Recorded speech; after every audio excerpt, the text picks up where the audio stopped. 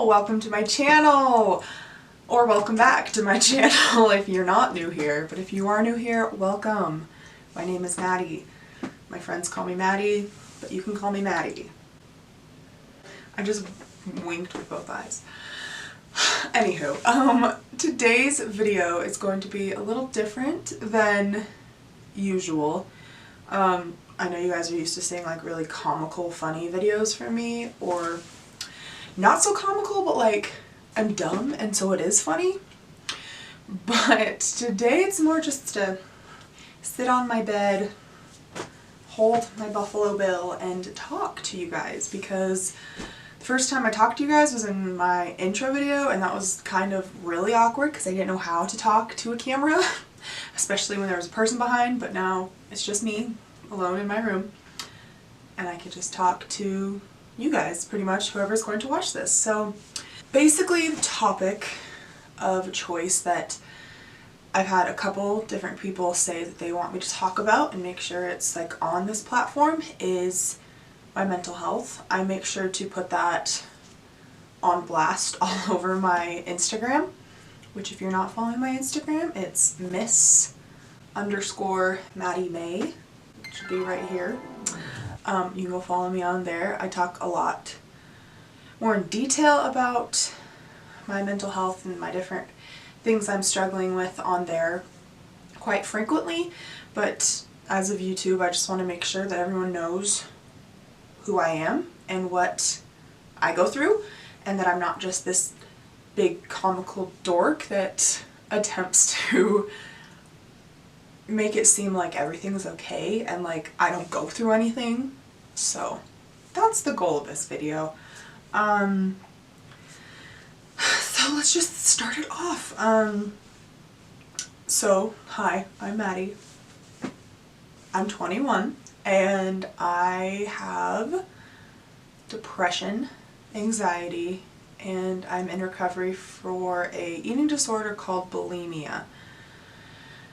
Okay, so blank slate, start this out. So I'm 21 and I was diagnosed with all of my things my senior year when I was 17. So it's what, 4 years? I'm going on 4 years of having this stuff, but just because I got diagnosed with it doesn't mean that it started, and then I started struggling with these things all when I got diagnosed. So, and I got diagnosed the spring of the winter, like January, February of my senior year. So winter going into spring. But yeah, I would say life has always been up and down for me, pretty much. I'm not trying to make it seem like on this channel that I'm happy all the time and everything's great and everything's good, because that's no one's life. I don't care who you are, I don't care what you post on social media, you all go through things and it's completely normal. So my senior year was pretty good up until I remember my birthday, my 18th birthday. I had my two best friends, Hannah and Laura, whom I love with all of my heart. They threw me a surprise party for my 18th, and I remember that being the best, and then the next couple days it was really good, and then I just like hit this wall. And from then on, I don't really remember anything good.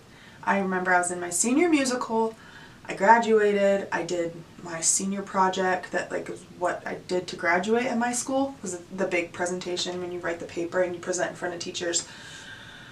But other than that, I just remember it being a really dark time.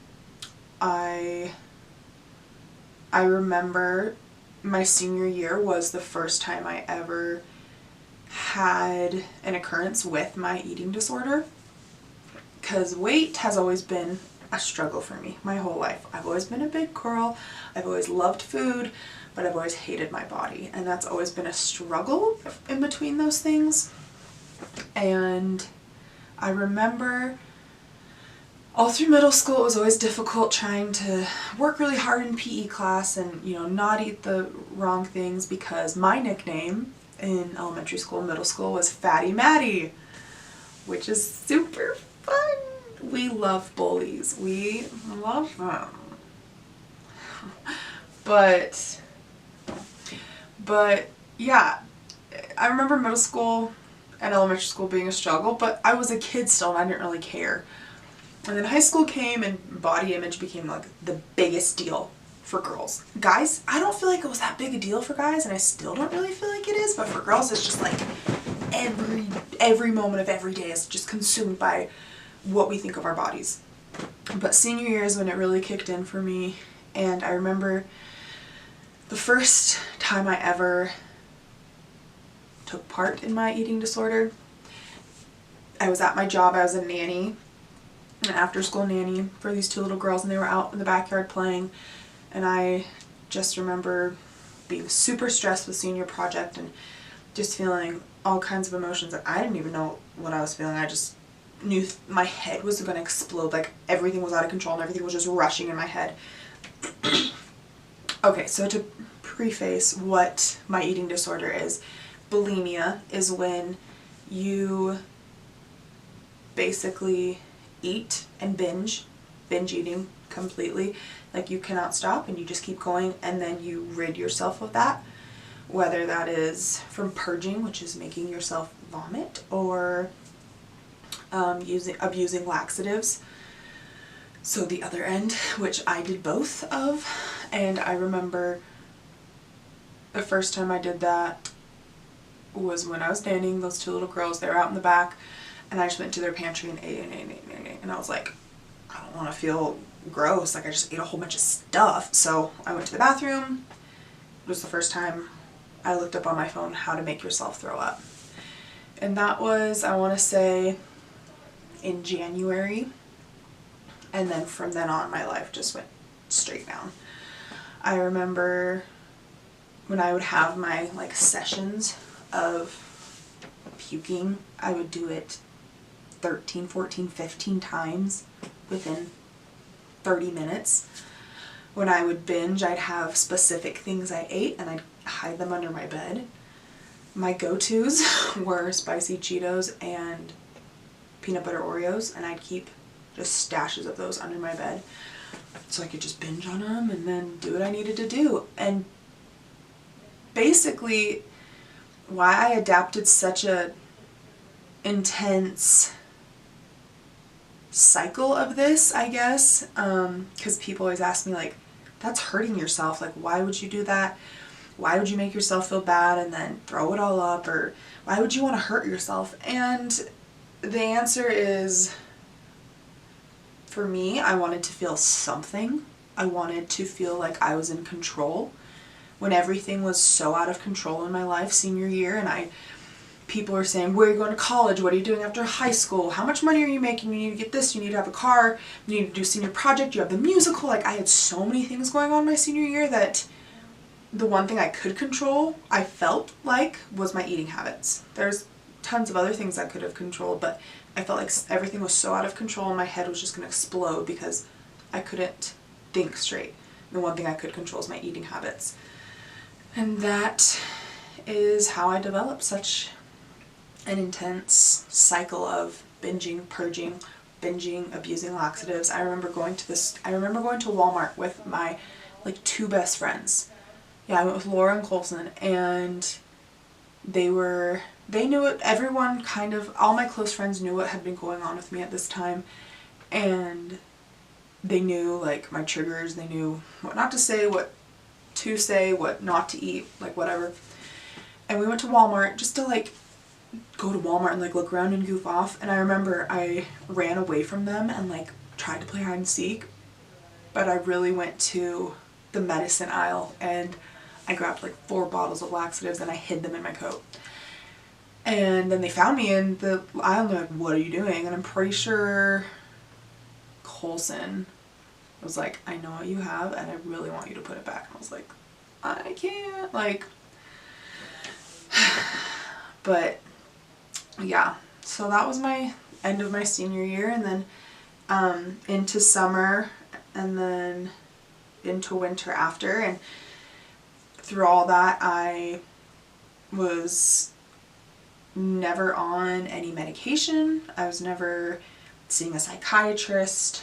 I hadn't talked to a doctor. I hadn't told. I went, I think, 5 months without telling my family. It wasn't until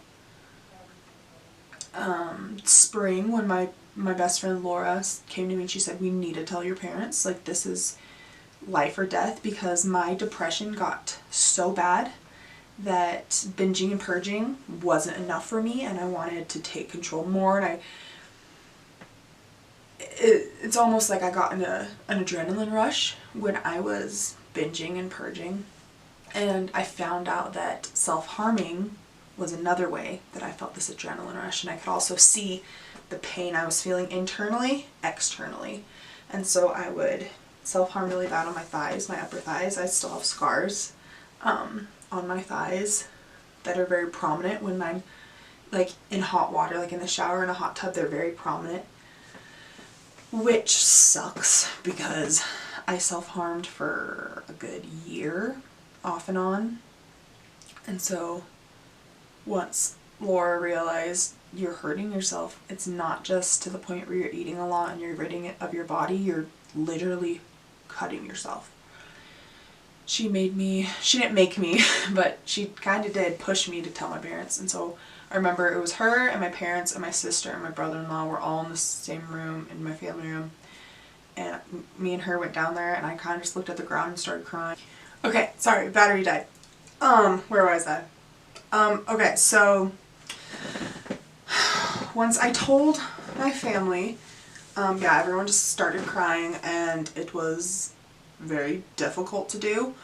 That's one thing a lot of people who have struggled with an eating disorder or a mental illness have told me or have asked me, like, how do you tell your family? Like, I don't want to talk to my family. I don't, like, that's going to be the hardest thing to do. And what I'm telling you, if you're struggling with that, is that your family's going to love you no matter what, and they're going to help you through it. It's awkward and it might seem weird and uncomfortable at first, but looking back 3 years ago when I told them, I'm very glad they know now because they helped me through it. And not only my family, but my friends as well. I was able to open up more with them. Even like not my close friends, but social media. And now my YouTube platform, like I can open up about these things comfortably and say that I'm overcoming these things. I'm never going to fully overcome it, but I'm working on it. So along with abusing the laxatives, I also got into other medications that I shouldn't have and attempted to OD with them, meaning I attempted suicide. I did that 2 or 3 times, which my family knows about, my friends know about. It's not a big shock. I haven't done it in years. Last time I did it was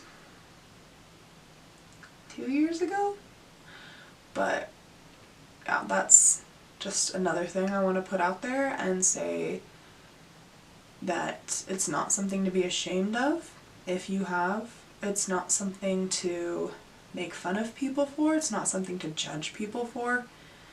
Self-harming, attempted suicides, eating disorders, mental illnesses, they're all very real things, and the only thing that you should be giving to those people who are going through those things is support and love.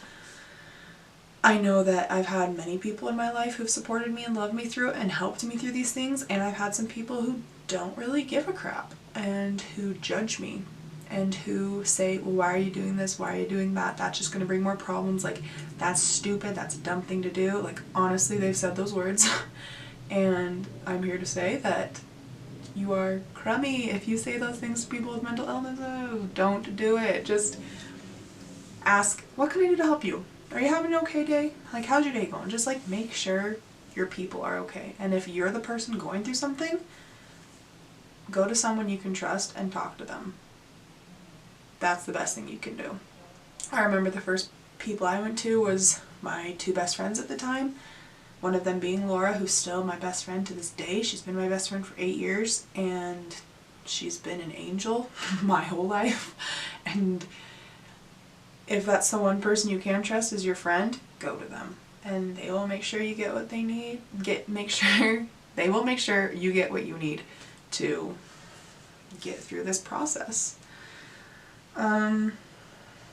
Yeah, so now it is 2020. I'm 21 years old. I still struggle with my depression. I haven't had a relapse with my bulimia in like 6, 8, 9 months. Like, it's been a while. Like, I can't even keep track, which is a really good thing, because for a long time I couldn't even go a day without binging and purging. So yeah, I'm doing pretty good with my eating disorder. Depression and anxiety are such an occurrence still, 4 years later. I have now, since coming and telling my family about it and telling my best friends about it, I've gone and seen a doctor. I've gotten put on medication. I have gotten all different kinds of things. This is a weighted blanket I got for Christmas, and it helps with my insomnia, and it helps with my anxiety. It helps me just stay asleep at night, because that's when my anxiety is like really bad, is at night. And so I have this. I have these oil drops I take when I feel anxiety come in. I have an antidepressant prescribed from my doctor. Like, there's just so many things that have come to help me now that I've opened up.